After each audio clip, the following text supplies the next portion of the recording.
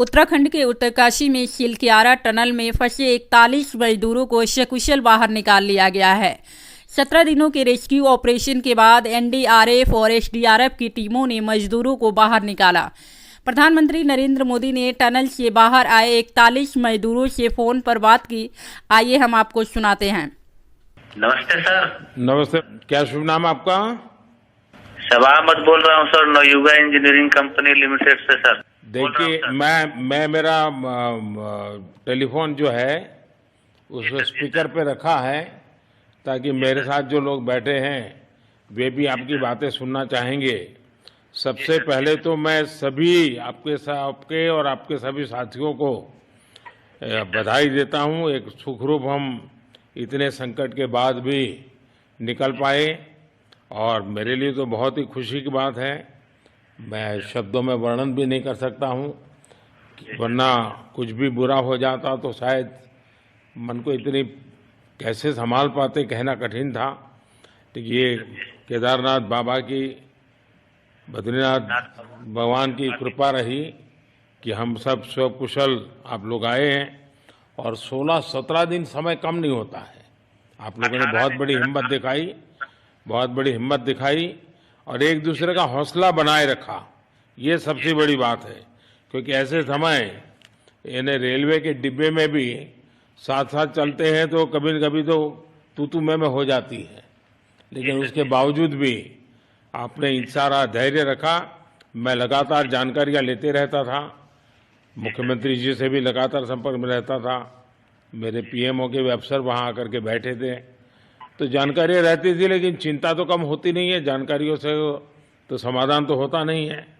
लेकिन मैं सचमुच में आपके माध्यम से वहां जितने भी हमारे श्रमिक साथी निकल करके आए हैं सबको और उनके परिवार का पुण्य भी काम आया है, ताकि इस संकट की घड़ी से बाहर निकल करके आए हैं। आप कुछ करना चाहेंगे? जी सर, मैं कुछ कहना चाहूंगा सर। हाँ, बताइए। मैं कह रहा हूँ कि सर हम लोग आज का दिन लेके सर 18 दिन तक टनल में हम लोग सब फंसा था सर, लेकिन हम लोग को एक दिन भी कुछ ऐसा एहसास नहीं हुआ कि हम लोगों को कुछ ऐसी कमजोरी हो रही है या कुछ ऐसा घबराहट हो रहा है। ऐसा कुछ नहीं हुआ, क्योंकि सर हम लोग 41 मेंबर्स थे सर, और सब अदर स्टेट से सर, लेकिन ऐसी कोई बात नहीं। हम लोग सब भाई के जैसा रहते थे सर। किसी को भी कुछ हो तो हम लोग एक साथ रहते थे, कुछ भी प्रॉब्लम होने से कोई दिक्कत नहीं था। खाना आता था, खाना भी सब मिलजुल के बांट के सब एक जगह भी हम लोग खाते थे सर। और रात में खाना खाने के बाद भी जितने भी हमारे आदमी थे सबको मैं बोलता था कि चलो एक बार टहलते हैं। मतलब टनल का जो हमारा लेंथ है सर 2.5 मीटर हो गया सर, ठीक है, वेस्ट का वेट 2.5 किलोमीटर हो गया सर। उसमें हम लोग टहलते थे सर। और मॉर्निंग का जब समय होता था तो हम अपने बंधुओं से बोलते थे कि देखिए हम लोग खा रहे हैं, पी रहे हैं, और तो हम लोग को कुछ काम है नहीं अंदर में, तो थोड़ा योगा वगैरह ये सब मॉर्निंग वॉक थोड़ा करते हैं अंदर ही में। बाहर में तो जाने का कोई ऐसा है चीज है नहीं, तो अंदर में हम लोग अपना घूमते टहलते थे। और हम सर सबसे शुक्रिया अदा करेंगे सर उत्तराखंड सरकार की सर, जिसने हमारे साथ इतना अच्छा व्यवहार किया सर।